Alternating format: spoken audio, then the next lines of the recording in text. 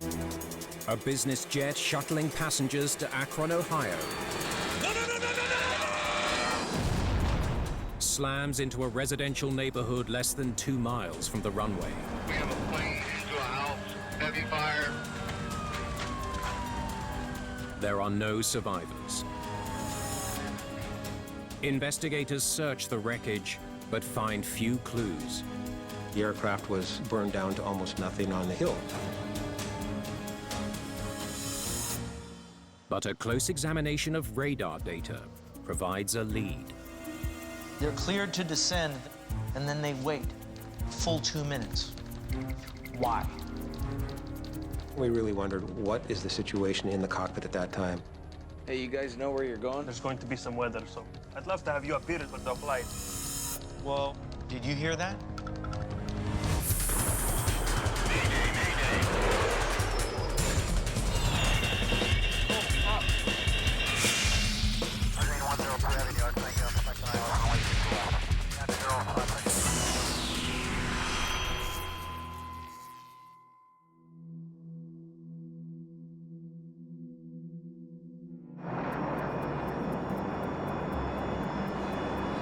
Execuflight 1526 is climbing towards cruising altitude over the U.S. Midwest. Let's keep climbing with 1,500 feet per minute. Roger.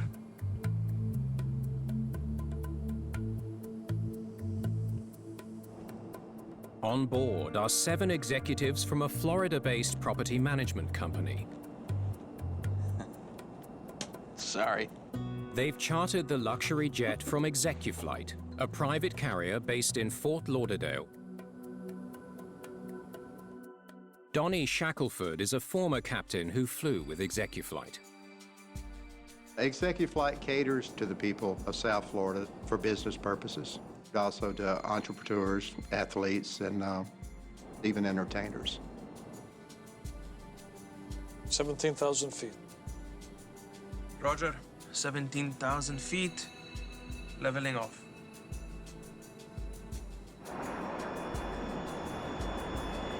Execuflight 1526 is flying a short 35-minute flight northeast from Dayton to Akron, Ohio.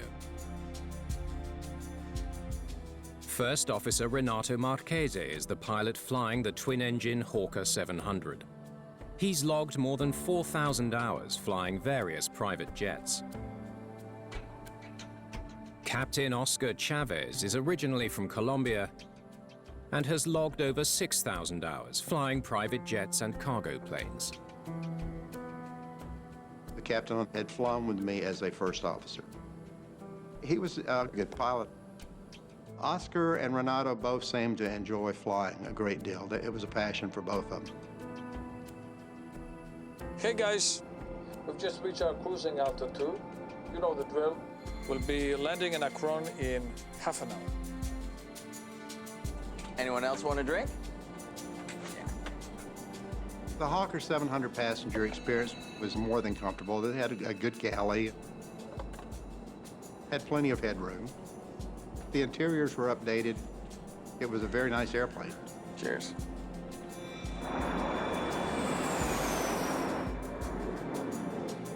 Zipline 1526, descend to 13,000. Zipline is Execuflight's call sign. Descending to 13,000 feet. Thank you. Zipline 1526. I'm gonna check the weather. Automated weather observation. Wind 290 at 07. Overcast 1,800. Temperature 090 Celsius. All right. We have overcast weather. The crew prepares for possible bad weather in Akron. Okay, let's see. Akron, right. Heading? 249. Flight 1526 continues its descent. Akron Airport is less than 20 minutes away. gonna go check to see where we're at.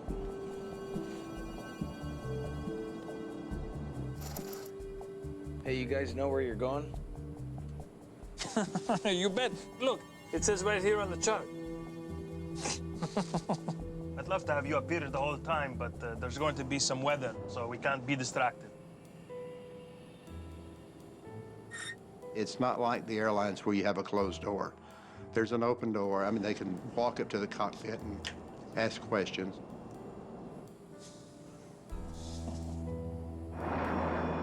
As Flight 1526 descends to 9,000 feet, Akron visibility 1.5 mist. Sky condition overcast 600 broken. the crew learns the weather in Akron is getting worse. Temperature 1 Celsius. They need to know if it's still possible to land there. 1.5 mile visibility.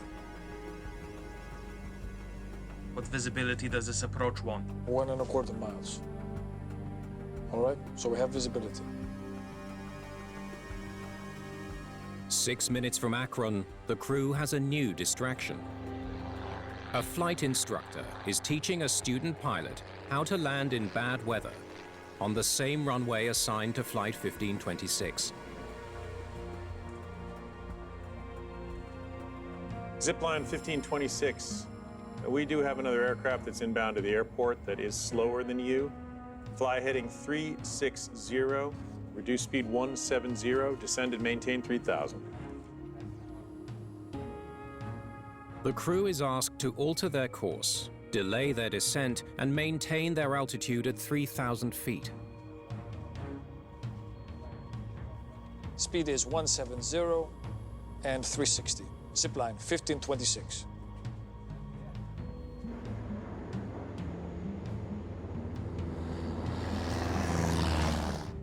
Zipline 1526, the Piper is on the ground. You are cleared for localizer 25 approach. Cleared for localizer 25. Thank you. Zipline 1526.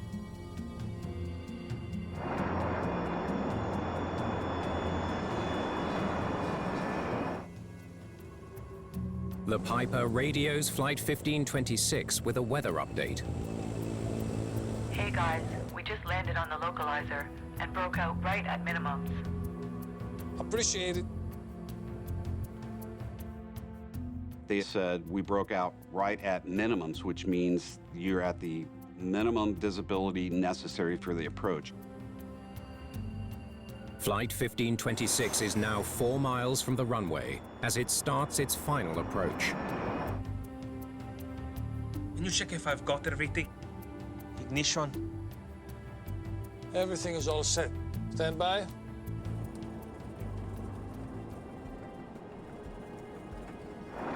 Two and a half miles from the airport, the pilots are still searching for the runway.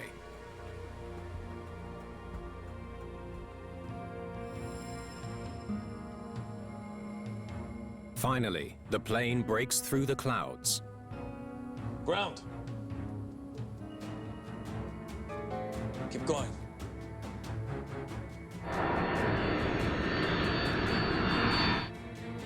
Okay, level out now. I got it. Pull up. Pull up. Pull up. Hey, what's going on? Pull up. Pull up.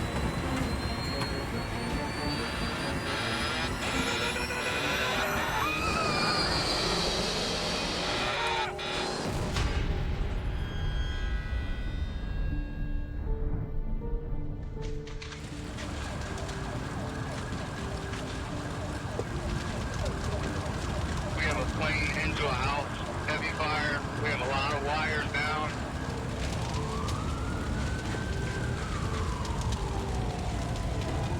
Execuflight 1526 has crashed into a 2-story residential building.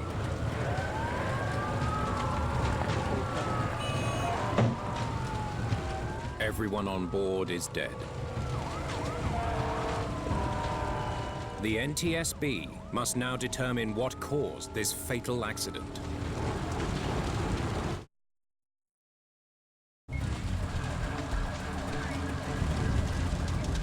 Execuflight 1526 plunged into a residential neighborhood in Akron, Ohio. Incredibly, none of the residents were home during the crash. But the neighborhood is on edge. You just don't think a plane would drop in a residential area like this. This is crazy.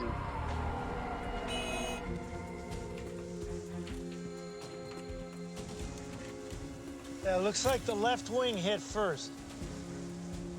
When NTSB investigators arrive on scene, they notice a large gouge leading to the crash site.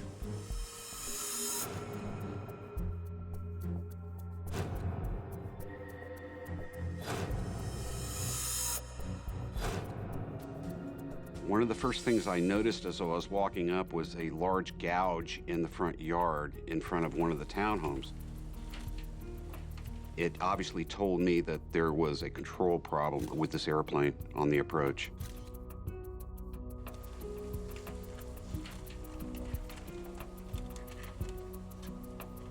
Flaps at 45.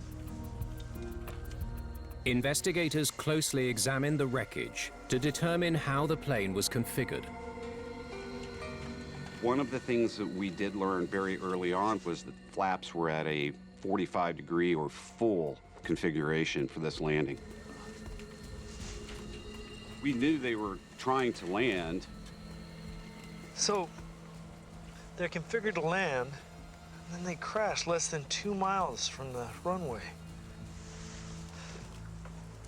Why?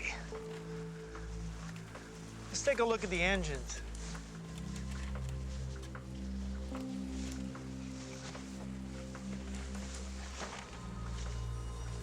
Did the engines fail as the plane approached the airport?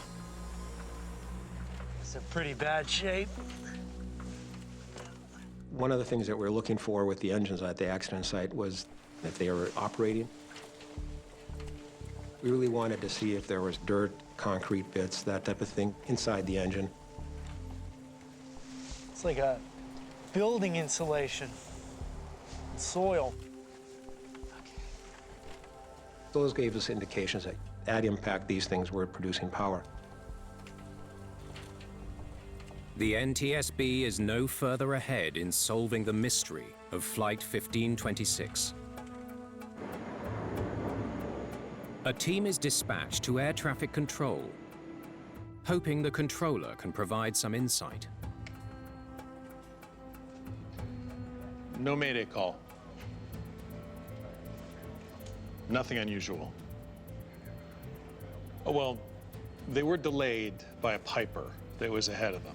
I instructed them to change heading, reduce speed, and maintain 3,000 until cleared, which I did at 14:49:22 when they were 5 miles out. Zipline 1526, the Piper is on the ground. You are cleared for localizer 25 approach. The Piper didn't affect their landing. The Piper was on the ground when the business jet was still about 5 miles from the airport. Ample distance for a safe landing.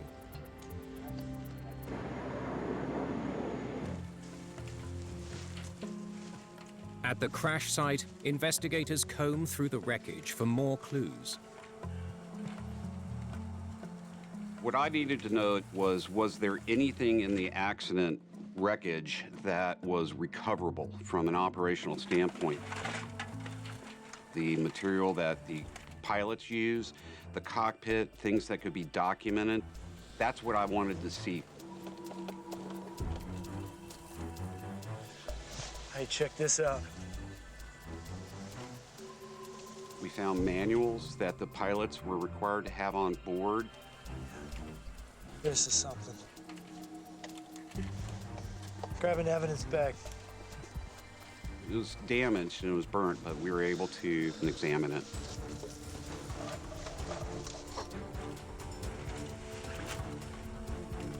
Investigators then make their most significant discovery so far. found the angle of attack indicator in the cockpit wreckage.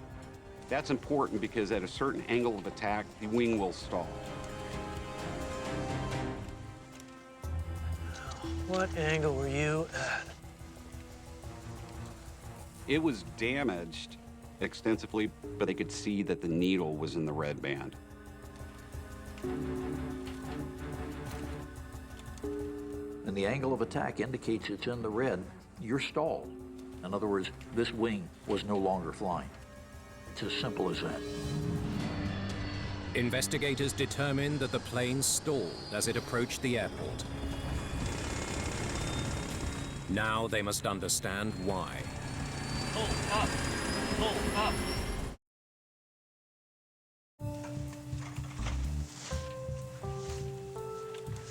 It's great. Get that to Washington. The cockpit voice recorder from Execuflight 1526 is recovered and sent to NTSB headquarters for analysis.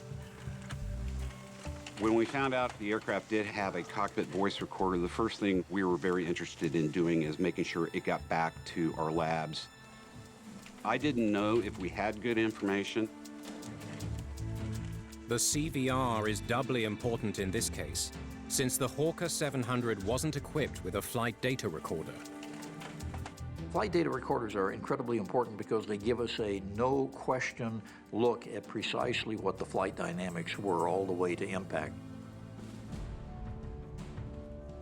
These investigations are like a jigsaw puzzle, and with a flight data recorder, the pieces of the puzzle are much bigger and easier to put together. By not having a flight data recorder, it didn't give us a whole lot of information early on in the investigation. While investigators wait for the voice recording, they work with what they have, the documents found in the cockpit wreckage. The weight and balance. Well, you look at that. We found that the weight and balance didn't account for the auxiliary power unit. It's a little jet engine in the back that helps power the aircraft when it's on the ground. So, they had no APU. The team wonders how this compares to what they discovered at the crash site.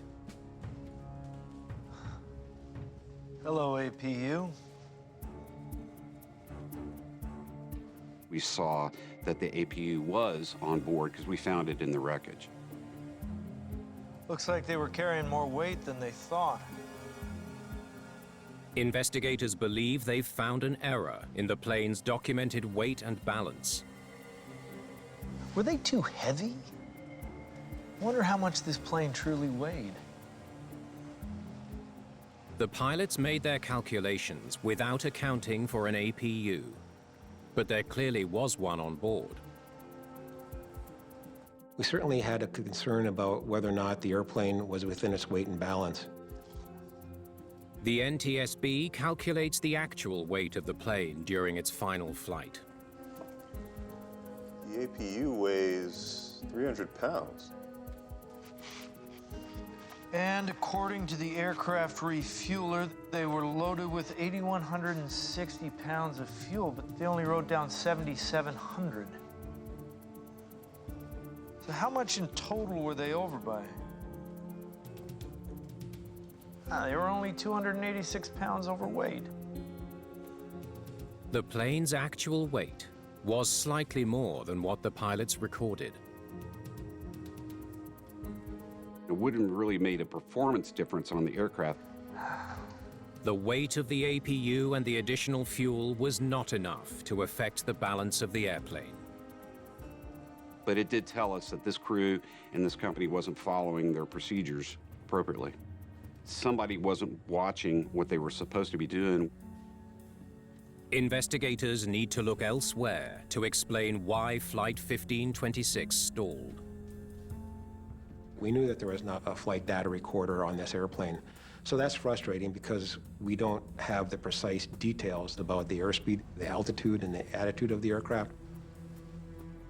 To solve the case, the NTSB begins compiling what data they do have. The radar data from air traffic control. Show me what you got so far. A turning point in our investigation came when our engineer was able to recreate our aircraft performance from the radar data.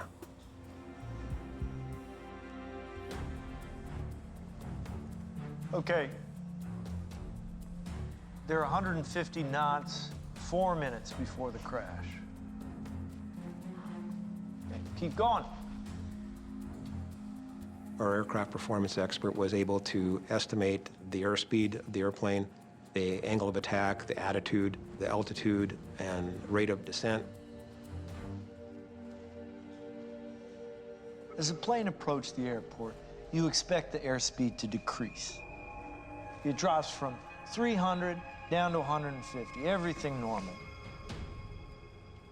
Investigators find nothing unusual about the flight until they focus on the last 2 minutes. Look here. The speed drops to 130 knots, and then it keeps dropping to 98 knots. No wonder they stalled. The thing that really stood out was the excessive rate of descent at the very end was 98 knots, which was going to stall the airplane. Airspeed is life. This is one of the most important points in flying any airplane, but especially a jet. Maybe they were trying to stay clear of the Piper. Doubt it. The controller told them the runway was clear 3 minutes before it stalled. The airspeed data leaves investigators with more questions. Let's look at the altitude data. The team reviews the plane's descent profile for the period leading up to the crash. The early part of the descent looks pretty normal. They're doing a dive and drive approach. They level off at 9,000, 5,000, 4,000. Look at that. That's odd. Can you blow that up? They make an important discovery. Look, they hold at 3,000 feet for an entire 2 minutes. That's way too long. And then they plunge steeply. Bring up the final approach they were supposed to take.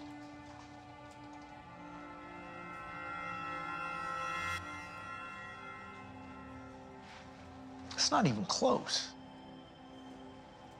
On normal approaches, the glide path allows the airplane to descend on a general 3-degree path all the way down to the runway. It looks like they started their final approach too late. And then have to race to catch up.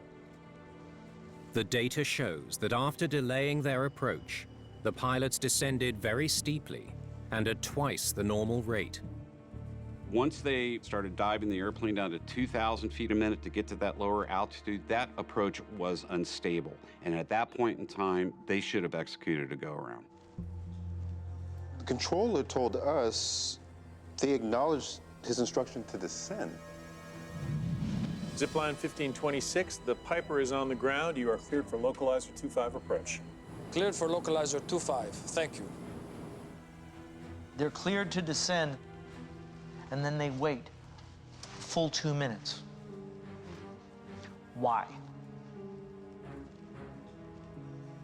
We really wondered, what is the situation in the cockpit at that time?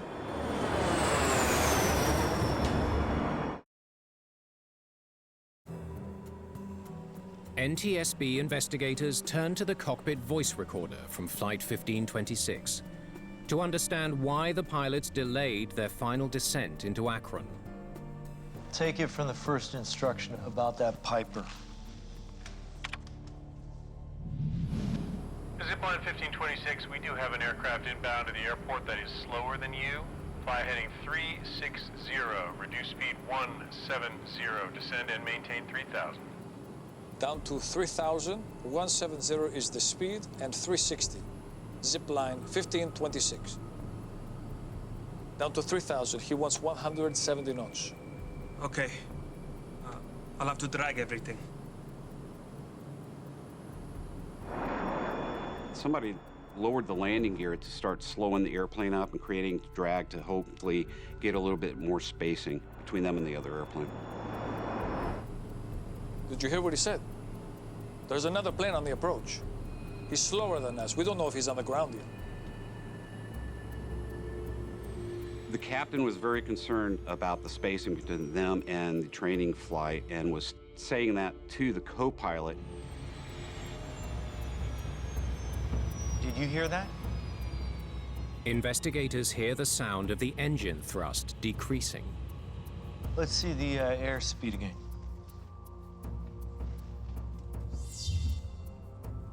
The airspeed drops from 170 down to 140. That is way slower than he needs to be going. Look, you're going 140. Zipline 1526, the Piper is on the ground. You are cleared for localizer 25 approach. Cleared for localizer 25. Thank you. Flight 1526 is now at 3,000 feet and positioned to fly straight into Akron Airport. They should start their descent. Why did the pilots delay their descent for 2 minutes, forcing them to catch up? You're going 120. You can't keep decreasing your speed. Once the co-pilot received the warning from the captain that they were too slow, the co-pilot should have increased thrust significantly. But instead, the pilots get into a debate. Oh, 120. Where do you get 120? It's more like 125, which is the approach speed. But you've still got the flaps to go. When they go down... This is what I'm saying. If you continue decreasing your speed... But why? Because we're going to stall. I don't want to stall. How do we... Stop. They are so busy arguing about their speed that they forget to start their descent. There was about 2 minutes of conversation concerning the airplane's speed. The pilot and first officer were actually arguing that it was getting too slow. That delay of almost 2 minutes was critical. He's already too slow, and he's overflown the altitude he should be at, and now they've got to chase the approach. Now he's got to get the airplane down fast. Okay. What investigators hear next is even more shocking. Hey guys, we just landed on the localizer and broke out right at minimums. They were notified that the smaller airplane had landed safely on the runway. Full flaps.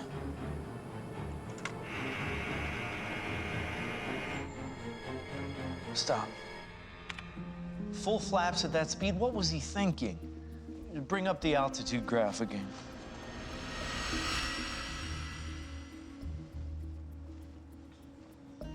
Well, hey, that's why the plane starts to drop like a rock. The team finally understands why Flight 1526 ended up in a 2,000 feet per minute descent, twice the recommended rate. The first officer was racing to get the plane back on course. The airplane is too high, it's too slow, and with full flaps rather than partial flaps. They really needed to get down in a hurry.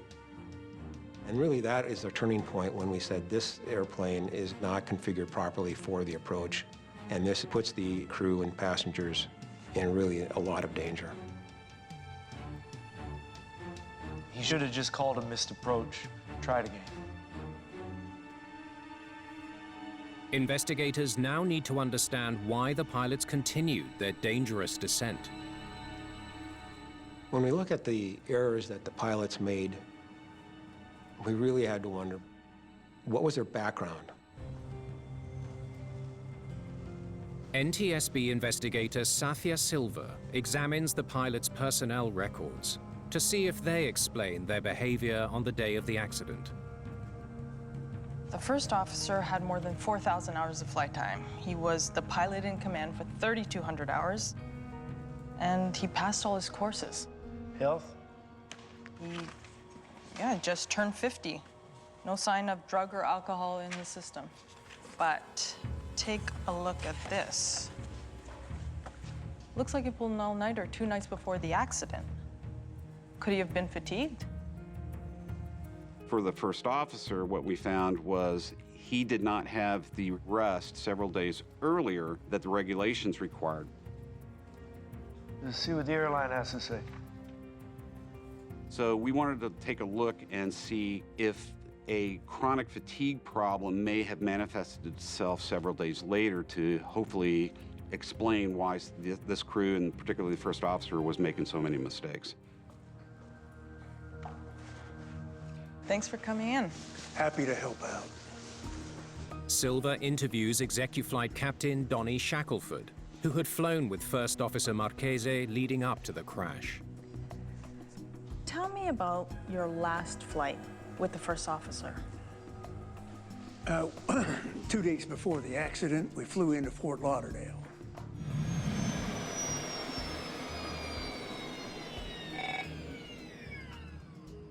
They want me to fly to Mexico overnight. Like now.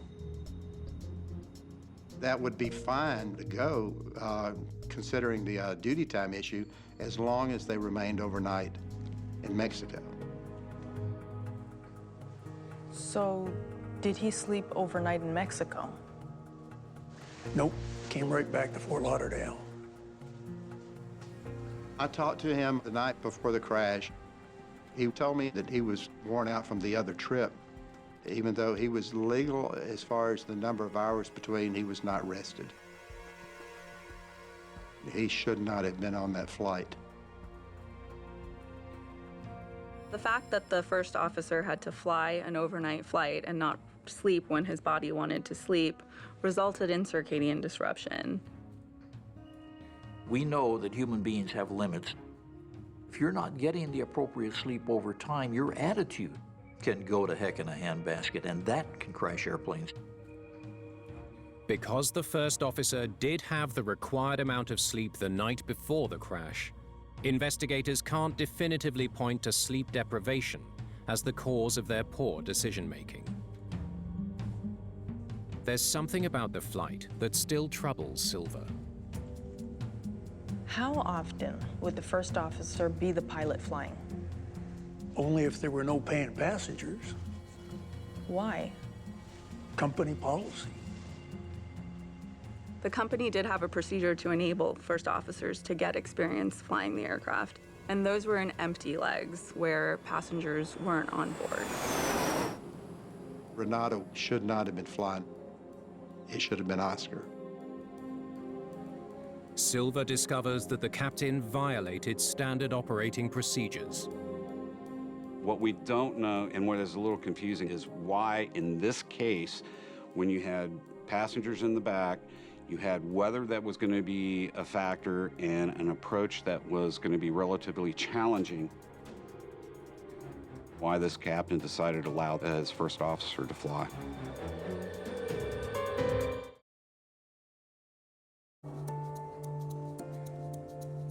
The NTSB wants to know why Captain Chavez broke company policy, allowing his first officer to fly the plane with clients on board. Take a look at this. The captain didn't get much sleep either. He got a full night's sleep before the crash, but he didn't get a full 8 hours for 4 nights before that. Maybe he was also fatigued. That's possible. As we looked further back into his records, it looks like the days prior, he actually only averaged about 6 hours of sleep. Investigators listen for any indication of fatigue on the cockpit voice recorder.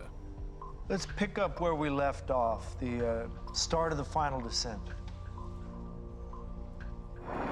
Descending from 3,000 feet, the crew begins their landing checklist.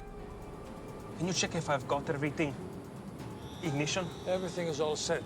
Standby. Yaw damper. Autopilot. Main air valves. He just stops in the middle of his landing checklist. It's like he's distracted. There were checklists that were supposed to be done all the way through. We found on the cockpit voice recorder all the checklists that they should have complied with were never completed. Instead of finishing the checklist, the captain's focus turns to the plane's erratic descent.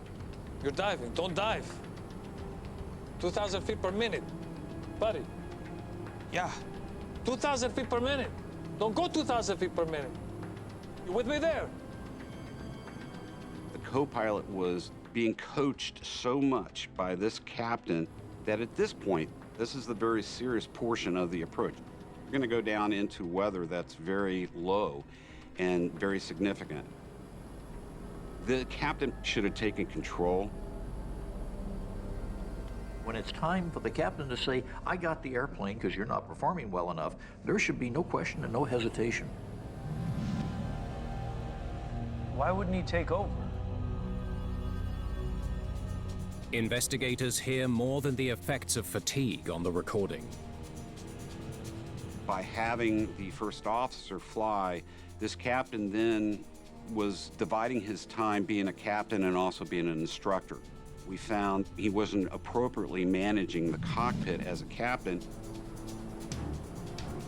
Don't go 2,000 feet per minute when you're 500 feet above the ground.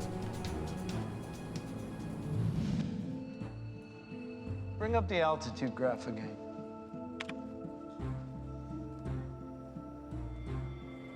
They're less than 500 feet off the ground. That's below their minimum descent altitude. It's critical that you do not descend below that altitude until you have a visual view of the airport or the runway. But they continue to descend. Ground. Oh, now he can see the ground, but not the runway. They're coming down from 3,000 feet, and they've got to get to the minimum descent altitude, which is only 500 feet above the ground. There's not much room to work with here if you screw this up. Keep going. The CVR reveals that the captain violated a fundamental rule by continuing the descent without the runway in sight. If you don't see the field, then you do a go-around. Because the pilots were still looking for the airport while descending below minimum altitude, neither of them noticed their decaying airspeed. Okay, level up now. Got it. Oh. Pull up. Pull up. They've been too slow for the last little while, and they don't recognize, even with a stick shaker banging away, that they are in an aerodynamic stall. Pull up. Pull up. That doomed them. They weren't able to recover from the stall.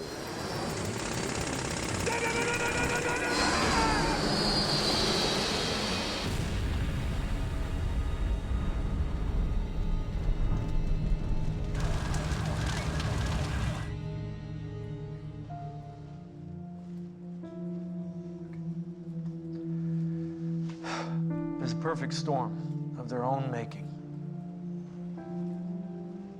Investigators find enough evidence on the voice recording to conclude that fatigue was likely one component of the crew's poor decision-making.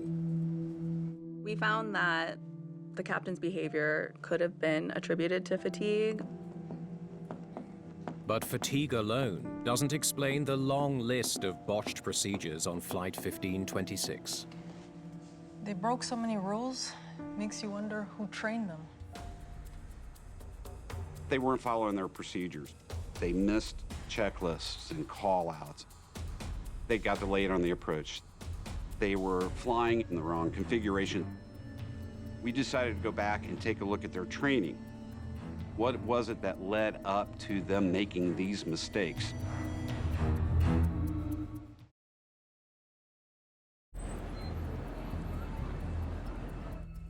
The NTSB orders up the employment and training records of the crew of Flight 1526 for the last 5 years.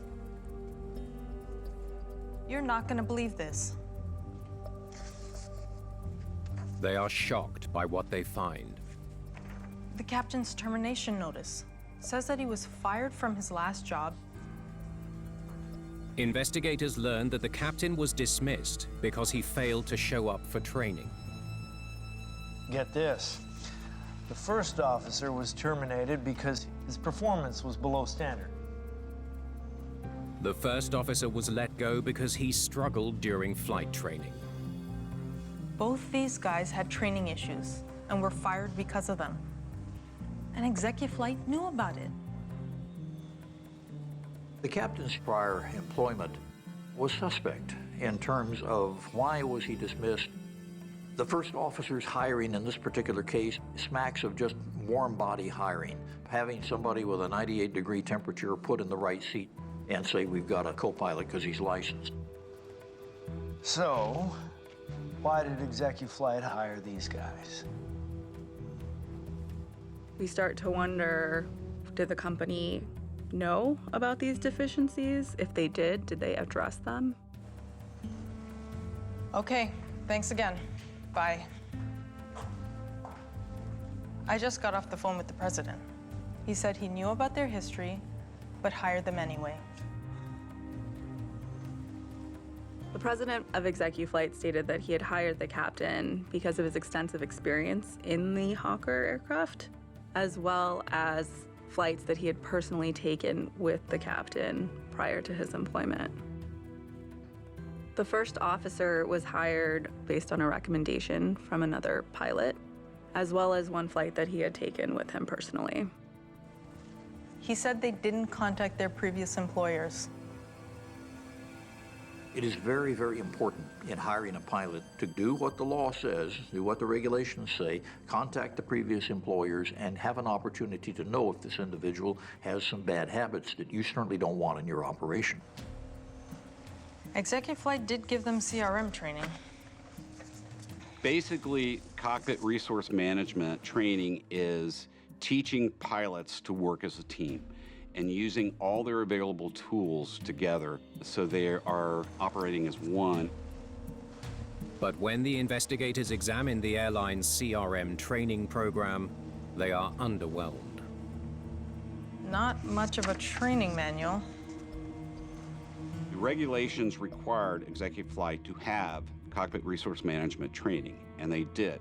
What we found was their training was insufficient and their evaluation of the crew was not proper.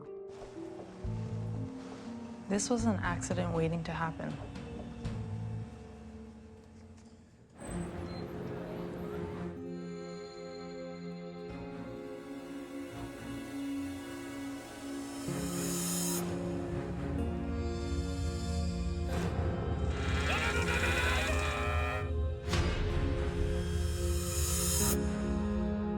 The NTSB concludes that the probable cause of the crash was the crew's mismanagement of their approach, deviation from operating procedures, and Execuflight's lax hiring and training practices.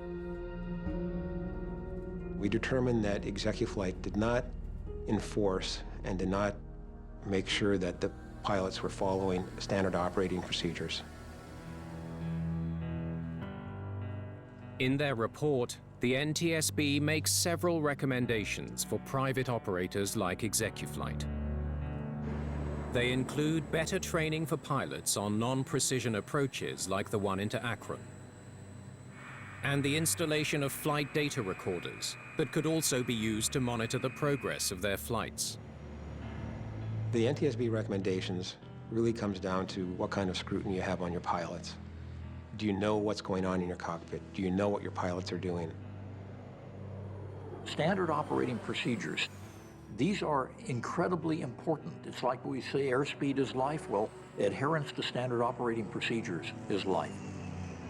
And if you begin to remove that structure, you go back in time and you lose the benefit of all the lessons that we have paid so dearly for in the past by crashes.